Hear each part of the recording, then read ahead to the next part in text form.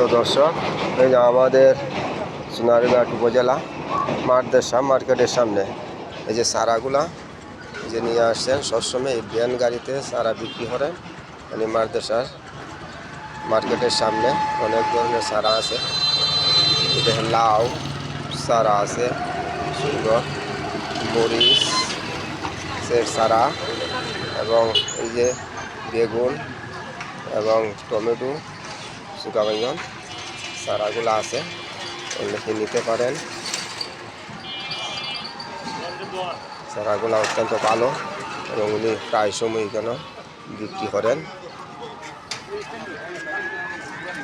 ফুলের চারাও আছে, আবার গোলাপ ফুলের চারাও আছে। অনেকেই উনি বিভিন্ন জায়গায় নিয়ে বিক্রি করেন।